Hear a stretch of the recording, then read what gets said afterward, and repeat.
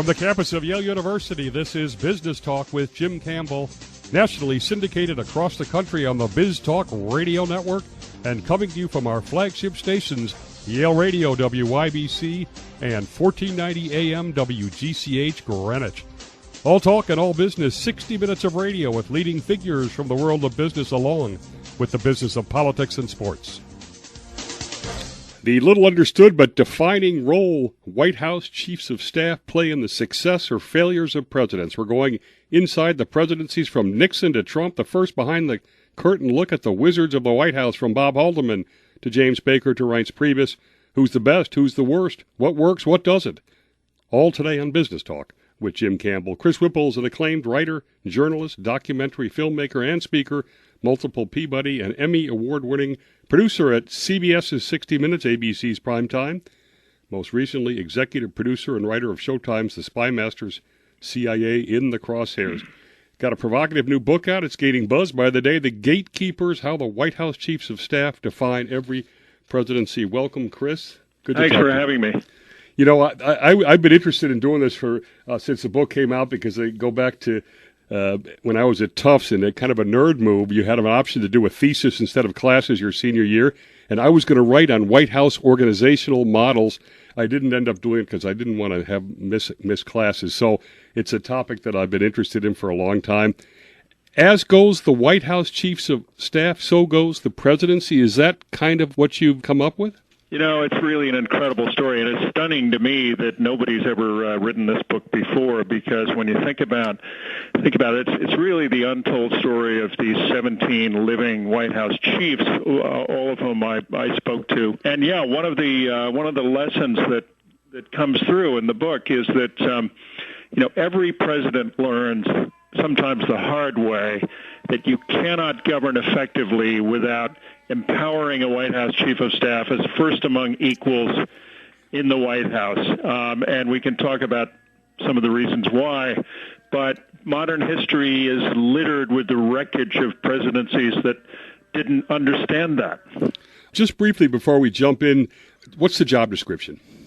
Well, it's hard to exaggerate how important it is. I mean, the chief wears a lot of hats. He is, of course, famously the gatekeeper, the guy who controls access to the Oval Office and really creates time and space for the president to think. He's the president's closest confidant, or should be. He's the guy who controls the information flow and is therefore the honest broker who tees up every issue with information on every side of a decision. That's just for openers. I mean, it's impossible to overstate how fundamental that role is.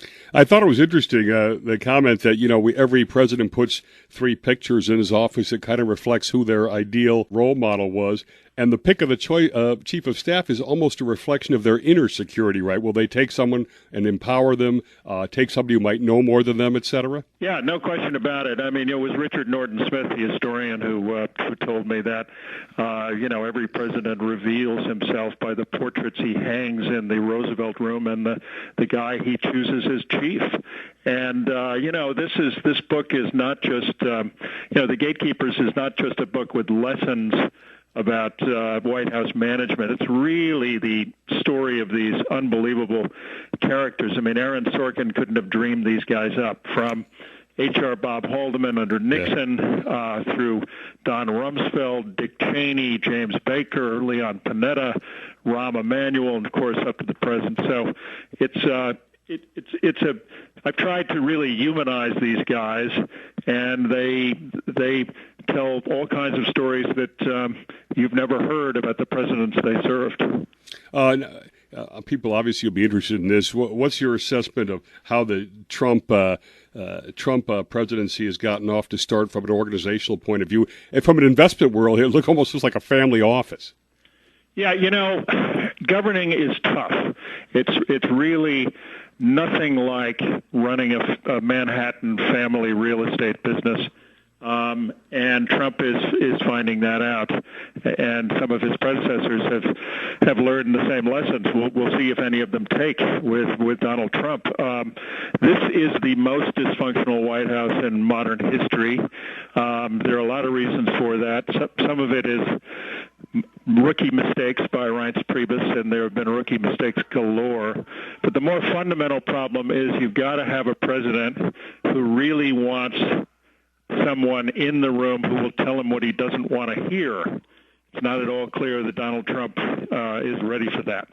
I noticed in going through them, we've had 17 of them since Nixon. We've got governors, CEOs, politicians, legislators, best friends, outsiders, OMB guys, and SOB guys, and guys that are relatively anonymous that we haven't heard of. Did you find any commonalities across all of that? Yeah, there are commonalities among the worst chiefs, and there are commonalities among the most effective chiefs. Just for openers, we've all heard about Don Rumsfeld's rules, but Jim Baker, who is by all accounts the gold standard among chiefs, has a few rules of his own that are interesting. And what he told me, and it's turned out to be true over recent history, is that principals, people who have been CEOs or governors, accustomed to ordering people around, having lots of power, tend to be a bad fit as chief of staff. I mean, the most important word in the title is staff, not chief. You've got to be able to. You can't make the mistake of thinking that you're the CEO, you're calling the shots. You have to serve the president. Among successful chiefs, I would say, Jim Baker for Reagan and Leon Panetta under Bill Clinton. Those are guys who were really grounded. They were comfortable in their own skin. They didn't have anything to prove. They'd been around the block. They were temperamentally suited to it. They weren't afraid to walk into the Oval, close the door, and tell the president what he didn't want to hear. This leads well into, especially where you started there. Let's deal with the least effective chief of staffs first, and a little bit more on that besides what the principal aspect, whatever you would go with. I think the consensus on the worst chief without a doubt would be Donald Reagan. For people who have forgotten about Donald Reagan, he succeeded James Baker as Ronald Reagan's chief. Baker was burned out after 4 years as chief of staff. It's the most grueling, thankless, unrelenting job imaginable. One day, Don Reagan, who was the Treasury Secretary, said, "Hey, Jim, let's swap jobs." It was the most disastrous job swap in American political history. Don Reagan came in. He was a former Merrill Lynch chairman. He was imperious. He was arrogant. He was regal. He famously boasted that if a sparrow landed on the White House lawn, he would know about it. But he somehow didn't notice this harebrained scheme that was being hatched in the White House basement that became the Iran-Contra scandal. Long story, but the Iran-Contra scandal never would have happened on Jim Baker's watch, in my opinion, and that's how consequential the choice of a White House chief can be. Fascinating. Bob Haldeman, you describe, or has been described, as setting up the model of the modern chief of staff. So explain, given that, how did Watergate happen? Yeah, Haldeman is really a fascinating case. I mean, he's just a really complex character, and because on the one hand, he's the poster boy for Watergate. He was the scowling symbol of that scandal, and you remember he was called the Berlin Wall. He was the guy who supposedly isolated Nixon and made Watergate happen. Not true. The real story is that Haldeman was a very, very effective White House chief. He created the template for the modern White House chief. He was sort of the ultimate gatekeeper. He created time and space for Nixon to think. He was an extremely effective, honest broker of information to Nixon.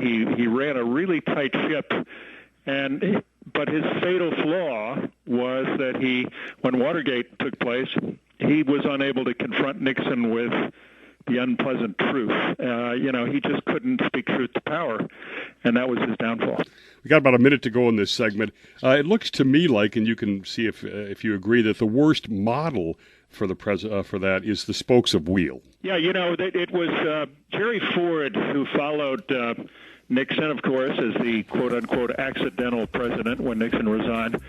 Ford wanted to run the White House with 5 or 6 aides just coming and going from the Oval Office, the way he'd run his office on Capitol Hill as a minority leader, and it was a disaster. He called it the spokes of the wheel. So Ford would be at the center with all these guys coming and going. And it was just chaos and dysfunction, and it took him about a month to realize that it was completely unworkable. And by the way, it's pretty much the same model Donald Trump is using right now. Interesting. You're listening to Business Talk with Jim Campbell over the Biz Talk Radio Network, 350 stations around the country. Go to biztalkradio.com, find the station closest to you, listen over the Internet, and access our podcast. We'll look more deeply into the gold standard in White House Chiefs of Staffs in our next segment.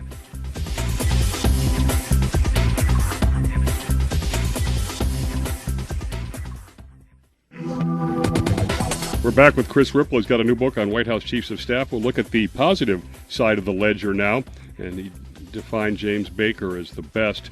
I want to go into a little bit more detail. First off, I was fascinated. He not only worked against Reagan, he thought he was not that qualified to be Raid Hollywood move, but and Ed Meese is the closest guy to him, and he sets up this troika. And Meese thinks he's getting all this power, right? And the way the agreement they come to, and James Baker totally outfoxes him. Well, Baker was, the complete package. I mean, this was a guy who was, as my friend Susan Zorinsky, the legendary CBS White House producer, put it, Baker had the secret sauce. He was a guy who was very smooth and charming, but he could also lower the boom when he had to. And when Reagan very bravely chose him as his chief of staff, because, of course, Baker had run his arch-rival's campaign, George H.W. Bush, Reagan said, listen, Jim, make it right with Ed, his close friend, Ed Meese, who had been his chief of staff in Sacramento and who expected to be chief of staff. So Baker sat down, pulled out a legal pad and said, Ed, why don't we just divvy up our responsibilities lawyer to lawyer? Well, what happened was that Meese got a bunch of fancy titles and Baker got everything that mattered. He was the gatekeeper controlling access to the Oval. He was the guy in charge of the paper flow, the honest broker of information, and he was in charge of executing policy. And so he was clearly first among equals in the Reagan White House, and that's critical to governing effectively. Well, what I thought was cool was it looked like he gave Meese all the sexy stuff, and he had, paperwork and all that stuff, and he completely dominated it. You said before that Iran-Contra would not have existed with Baker. At one point, Baker was slated to be the head of the NSC, and you had Casey, Poindexter, North, McFarland from the outside. You think he could have controlled all of that? Well, we'll never know, but, it was in the Reagan White House was functioned pretty smoothly on the domestic side. On the national security side, it was just chaos. Yeah. It was, there was all kinds of internecine conflict between those guys you just mentioned, Cap Weinberger and the others. And what Jim Baker tried to do was he wanted to be the national security advisor. Those guys, his rivals, got wind of that and managed to put a stop to it by going to Reagan. But we'll never know. But I think that clearly, had that happened, Iran-Contra never would have happened on Baker's watch. Would you go as far as to say that Baker was a de facto co-president? No, I wouldn't say that. I would say that he was, again, the gold standard is for White House chiefs of staff. Mm-hmm. But White House chiefs of staff, if they're any good, understand that they report to the president.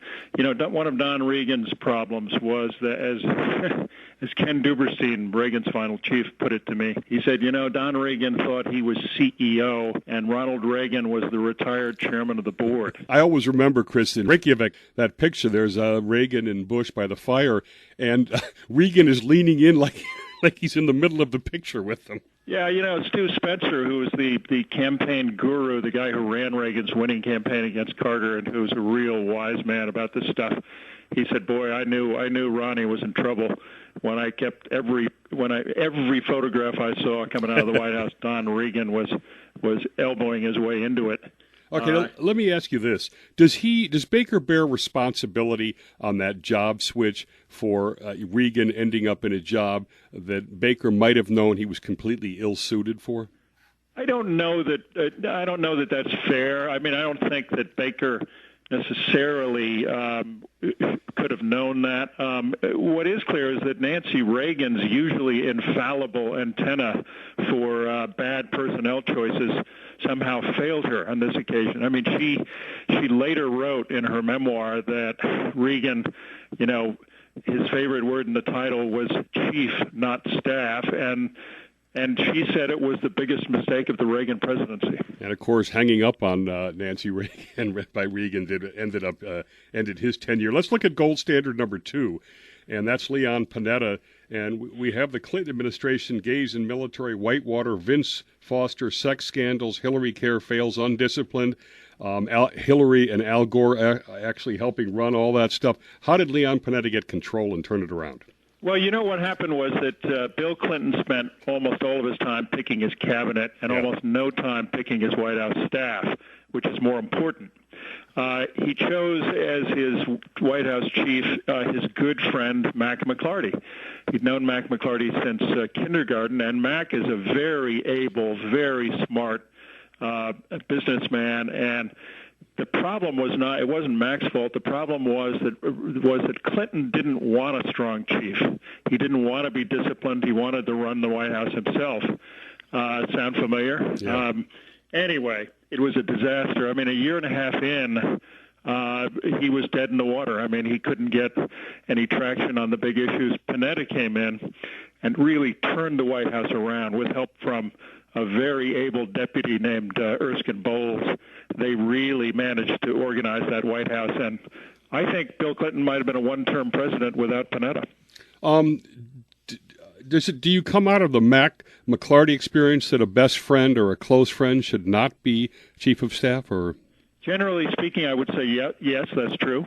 Close friends, your best friend sometimes has trouble walking into the office and closing the door and telling you that what you're doing is wrong or you're making a mistake on this. That's something that best friends have trouble doing. Now, Erskine Bowles, on the other hand, was a very good friend of Bill Clinton's, and he became a very effective chief. He replaced Panetta. He was the third chief. But Bowles never lost sight of the fact that he worked for the president. One thing that always interested me is that Dick Morris, probably you could say, was critical to getting Clinton reelected, but he essentially was put in a position to bypass Panetta's system to a certain extent. How did Panetta allow that, and it ended up working? That was a real nightmare for a while with Dick Morris because, Panetta and everybody would be sitting in the Oval Office with Clinton, and they would realize that somebody was talking to Clinton and somebody was whispering in his ear, but they had no idea who, because they would make plans and suddenly the plans would be completely different in the morning. And it was really impossible for Panetta. But Panetta confronted Clinton on this, and he said, look, you can talk to this guy and you can take his advice, but he's got to come through me when we execute policy. He can't go around the chief of staff. In the last minute, I want to go to something that intrigues me in this book. You see Rumsfeld and Cheney save the Ford presidency by putting in a system, and yet Cheney and Rumsfeld seem to completely undermine the chief of staff system in the George W. Bush administration. Well, it's a great story because, for openers, Dick Cheney, when he was the 34-year-old chief of staff to Gerald Ford, was a completely different guy. He was, believe it or not, the most popular guy in Washington. Yeah. And so I try to solve the mystery of what happened to Cheney in this book. But you're right that when Andy Card became chief of staff in Bush 43's White House, boy, he might have had mission impossible in terms of being an empowered chief because A, Bush 43 didn't empower him, and B, he was up against very savvy, smooth operators in Cheney and Rumsfeld. Fascinating. You listen to Business Talk with Jim Campbell from our flagship stations, WGCH Greenwich, WYBC Yale Radio. We'll look at No Drama Obama next.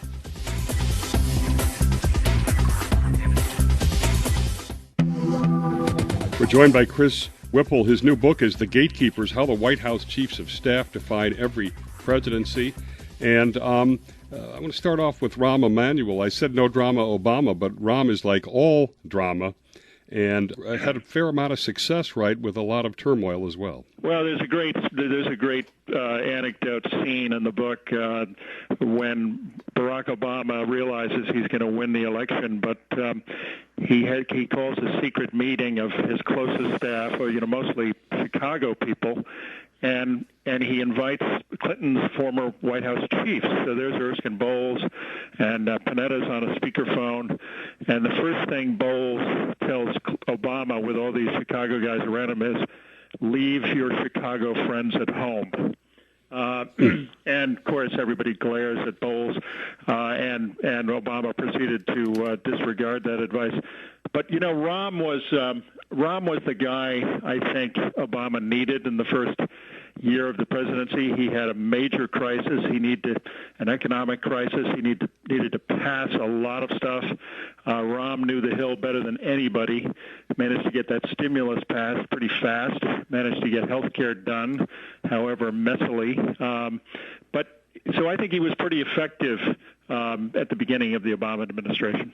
By the way, the fact that he got a fair amount done in those 100 days, obviously we're coming out of the financial crisis.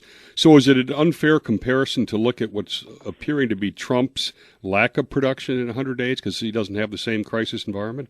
I don't know that the crisis, makes much difference here or is all that relevant. I mean, I think what is clear is that this White House is the gang that can't shoot straight. I mean, they seem to be able to get nothing right. No competent White House chief would allow an executive order on immigration, a Maine campaign promise to go out unvetted by the departments in charge of enforcing it.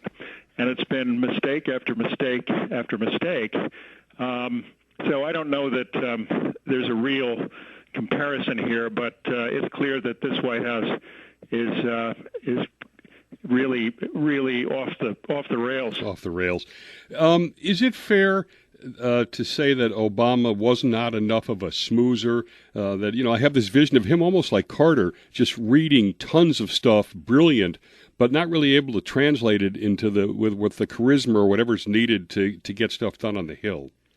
There's a little bit of a similarity, I think, between Obama and Jimmy Carter in that sense. I mean, I think that each guy was often the smartest guy in the room. Mm-hmm. And I think that neither one enjoyed schmoozing members of Congress. I think they both hated it.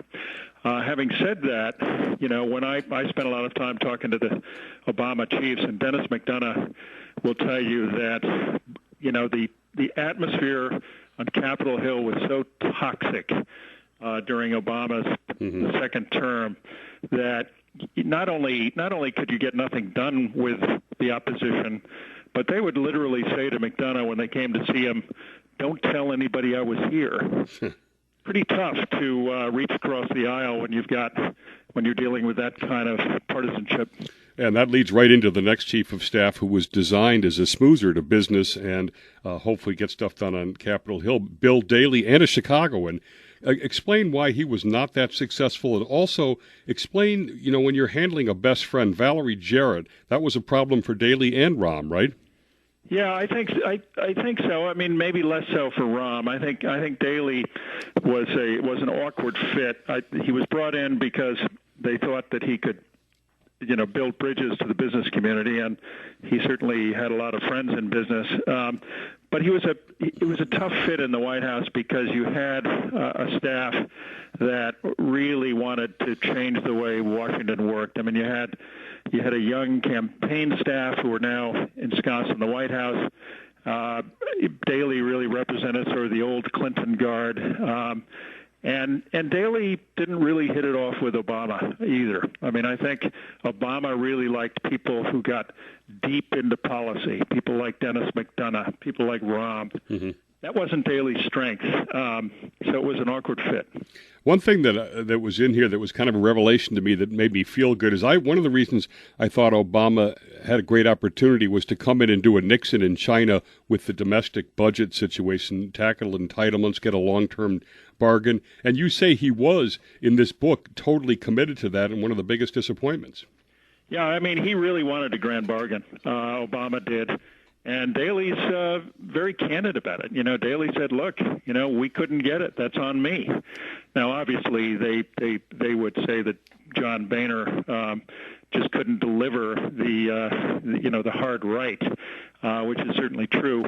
But that was a huge disappointment, and I think they sort of hit rock bottom during that period. Obama did, and it was shortly after that he decided that he really needed to govern through executive order, and McDonough, I think, was very effective at that with help from John Podesta as well. I want to ask about Jacob Lew, but in the context of why OMB directors seem to be a good fit, you've got Panetta, who you've talked about, and Josh Bolton under George W. Bush was also an OMB guy.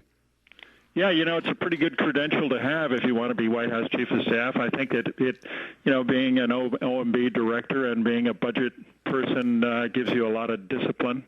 Jack Lew was pretty eloquent about that. I mean, even though he was there only briefly, he said, budgets are about values. Budgets are about what do you care about, and what do you want to, where do you want to put your money?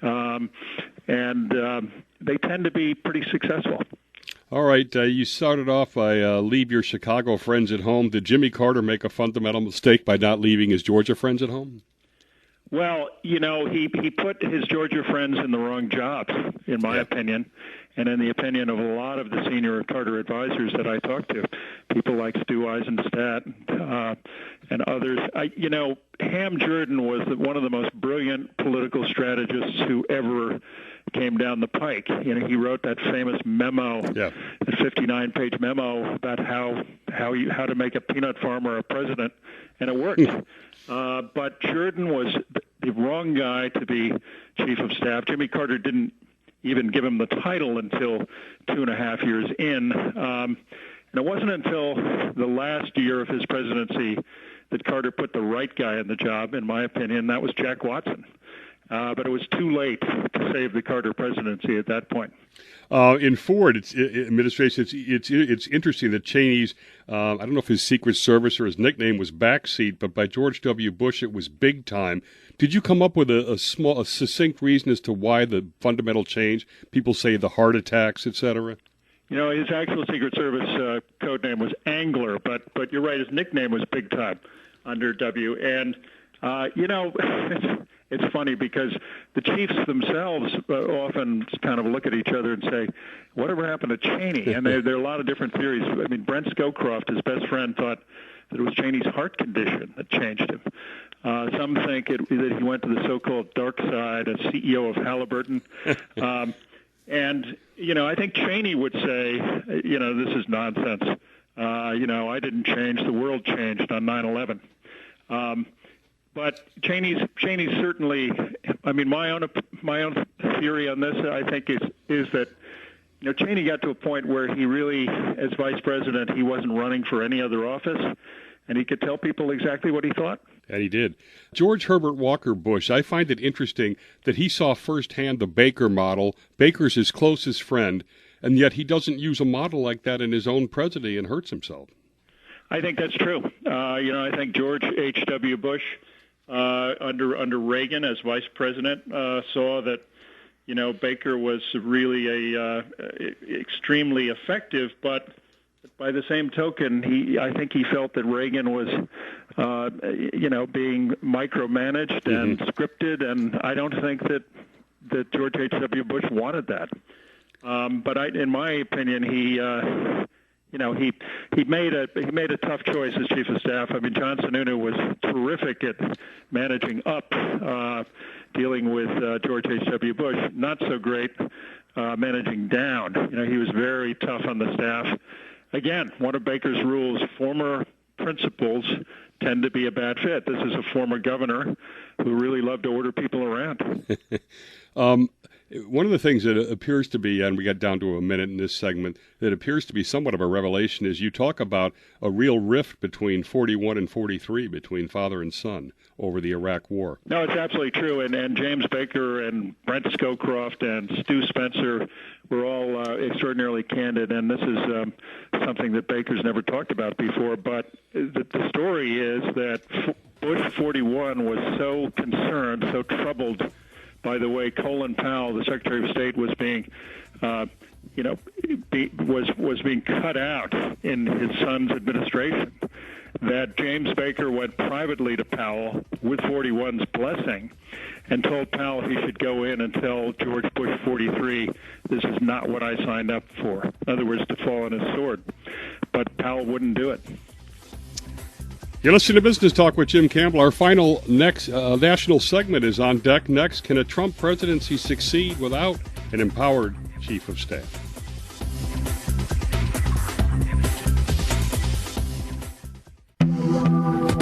And we're back. Documentary filmmaker, journalist Chris Whipple. So let's get right to that question. Can Trump succeed without an empowered chief of staff? And with his personality, can he even have an empowered chief of staff? Well, think about it in historical terms. Jimmy Carter was possibly the most intelligent president of the 20th century. Ronald Reagan was once called unfairly an amiable dunce. But Reagan understood something that Carter did not, and something that Trump has not grasped at this point. And that is that you have to have an empowered White House chief as first among equals. I don't see any evidence that Trump understands that. I think he's apparently oblivious to history, hasn't learned those lessons. But I think that if he wants to have a chance of governing effectively, he's going to need to do that. Interestingly, the rumors was that Kasich could have been offered the vice presidency, and he would have been able to be sort of like a chief operating officer on both domestic and the foreign policy side. There's also Chris Christie hanging out there, but he fits your principal mode. Is there someone that you could see that even could do the role? I don't want to get into names, and I'm not sure. I'm the person to be choosing chiefs for Donald Trump.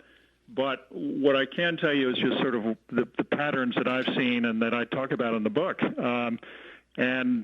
You really need to have somebody, somebody like a Jim Baker or a Leon Panetta who can execute your policy, but most importantly, walk in, close the door, and tell you what you don't want to hear.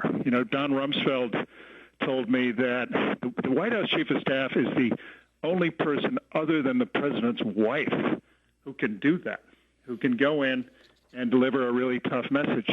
Cheney put it pretty well. He said, you can't have 8 or 9 guys sitting around with a really tough message for the president saying, oh, it's your turn to do it. No, it's your turn to do it. No, I did it last time. That's a recipe for failure. Maybe stop tweeting, too. Sometimes you hear this team of rivals is a good thing. This sort of Jared Kushner, Gary Cohn, then you've got Bannon. Is that crippling in this case? How do you interpret it? Well, so far it is. But, we've seen this movie before, and there are other endings are possible. I mean, Jim Baker had a similar situation in the Reagan White House when Nancy Reagan, who was family, had so much power. Michael Deaver, who was the deputy chief, was like family to Reagan. But Baker was savvy enough to make them allies. So Nancy and Deaver were on his side when the so-called true believers or ideologues came after Baker. Baker prevails. Is this a good sign about having some adults that Mattis and McMaster have great reputations, former generals and everything, and the response in Syria seems somewhat measured. Are those potentially good signs? Well, the fact that in some cases apparently Donald Trump is willing to listen to advice and change his mind, as he did with Jim Mattis, for example, on the subject of torture. Mattis apparently persuaded him that it doesn't work. That's a good sign, I would say. But you can't just have that with your defense chief or your national security advisor. You really need a chief of staff who can persuade you as well. You need somebody with gravitas that Trump is willing to listen to. He's been accused of being very uninformed. He didn't know what the nuclear triad was. That somewhat delusional. That there's a lot of almost pathological lying. Are these dangerously? Are they dangerous for any chance to be successful, or are they what make Trump unique, and we have to put up with his entrepreneurial side? I think I think all of those things just underline, one central critical role of the White House chief, and that is, I've mentioned it before, to be the so-called honest broker.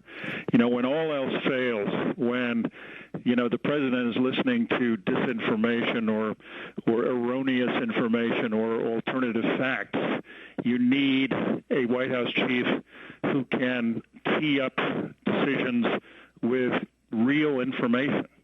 And that, I don't know if that's happening at this point. It's fundamental and critical for a president to have a guy like that. All right. We interviewed John Dean a few weeks ago, and he said that predicted, and he would probably have some insight on this, that the Trump presidency would end in a disaster. What's your prediction? One-term presidency, disaster, or turnaround? Well, I don't want to get into the prediction business, but I will say that, some presidents have learned these lessons the hard way. It took Jimmy Carter 2.5 years to figure out that he needed a chief of staff, and he appointed one. It took Bill Clinton 1.5 years to realize that he needed to empower a White House chief with the authority to really execute his agenda. So, look, it's not hopeless, but it's a lesson that Trump needs to learn, I think, and I haven't seen any evidence that he's there yet. Okay, a couple of what-if questions for you. Is there a presidency in your mind that might have been successful with a good chief of staff, somebody like a Carter? I think, when I talk to not all of Carter's aides, but many of them, and we talked about Ham Jordan, who was the de facto chief of staff for the first 2.5 years. I think everybody agreed that Ham was miscast. He should have been the Karl Rove of that administration, a political advisor, not a chief, and that if Jack Watson had been chief of staff from the get-go, it might have been different. When Ronald Reagan arrived in Washington on his first visit, he bumped into Jack Watson and told Watson, Jack, my people tell me that if you'd been chief from the beginning, I wouldn't be here. That was an amazing comment, too. How about this one? Do you think there was a successful presidency in the ones you looked at in spite of a weak chief of staff? And there I think of maybe George H.W. Well, I think George H.W. was an effective president. I think that he had, he had a really top-flight national security team. I mean, between Jim Baker as Secretary of State and Cheney as Defense Secretary and Colin Powell as Chairman of the Joint Chiefs, especially in foreign policy. On domestic policy, not so much. He could have used a stronger chief. And I think that obviously he was a one-term president, and we'll never know if that might have been different. But I think George H.W. Bush could have been better served. Well, that was a fast hour. Let's hope that President Trump reads the book or that somebody around him does. Thanks to Chris Whipple. And that book, again, is The Gatekeepers, How the White House Chiefs of Staff Define Every Presidency. A lot of new revelations, and no one's ever done this before. Chris's website is chriswhipple.net. This has been Business Talk with Jim Campbell. Thanks to Chris again. Thanks to our national audience for listening. We'll see everybody next Sunday on Business Talk with Jim Campbell. Thanks for having me.